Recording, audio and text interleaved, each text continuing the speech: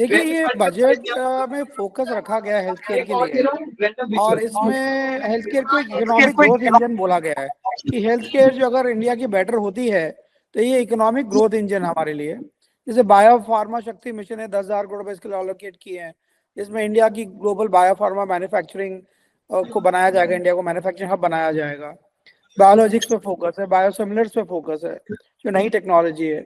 उसके बाद नाइपर को एक्सपेंशन किया जाएगा, 3 नए नाइपर बना जाएंगे, एग्जिस्टिंग नाइपर 7 को अपग्रेड किया जाएगा, और जहाँ पे और रिसर्च और नई इनोवेशन आएगी। इसके अलावा क्लिनिकल ट्रायल्स पे फोकस दिया गया है, स्ट्रॉन्गर सीडीएसओ पे फोकस दिया गया। पहली बार सीडीएसओ का एक जो जिक्र आया है गवर्नमेंट की तरफ से कि हमारा जो ये ड्रग कंट्रोल जो ऑर्गेनाइजेशन है, सेंट्रल ड्रग कंट्रोल ऑर्गेनाइजेशन, इसको मतलब इसमें अप्रूवल्स और फास्टर होंगे, ग्लोबल कॉम्पिटिटिव बढ़ेगी, इनोवेशन को और बढ़ावा देंगे, तो ये उस पर फोकस किया गया है। कैंसर पेशेंट्स के लिए बहुत बड़ा रिलीफ है कि 17 ड्रग्स पे ड्यूटी एक बिल्कुल एग्जाम कर दी गई है, 7 और रेयर डिजीज पे भी ड्यूटी एग्जाम की गई है, जो जो ऑनरेबल फाइनेंस मिनिस्टर ने अनाउंस किया है।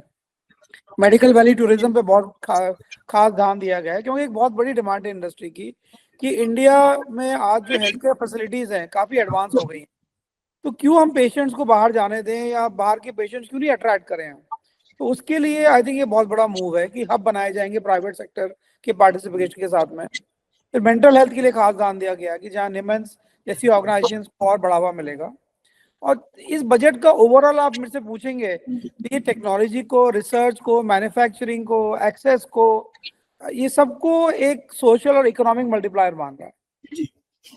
देखिए सरकार ने, देखिए पहले स्मार्ट सिटी प्रोग्राम लेके आई थी आज से कोई 8-10 साल पहले, और उसमें भी 100 स्मार्ट सिटीज को गवर्नमेंट ने काफी कुछ वहाँ पे काम किया है, और काफी कुछ इम्प्रूवमेंट्स भी आए हैं सिटीज के अंदर।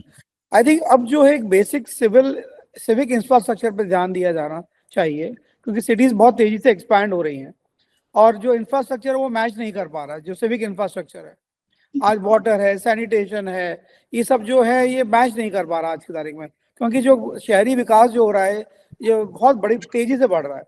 तो आई थिंक उसको ध्यान, और ये काफी सारी ऑर्गेनाइजेशन अंडर फंडेड है, इनमें फंड्स नहीं होते, पर्याप्त फंड्स नहीं है।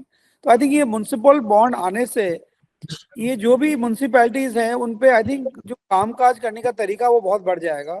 सरकार गारंटी भी कर रही है बॉन्ड्स के लिए, और एक उनको फंड रेजिंग कैपेबिलिटी उनकी बढ़ जाएगी। जब सरकार की गारंटी आएगी फंड रेजिंग के लिए थ्रू बॉन्ड्स, तो वो और भी पैसा रेज कर पाएंगे, तो भारत सरकार की गारंटी है एक तरह से। तो और लोकल लेवल पे भी वो और पैसा रेज कर पाएंगे बैंक से, क्योंकि भारत सरकार ऑलरेडी इसको बैक करेगी।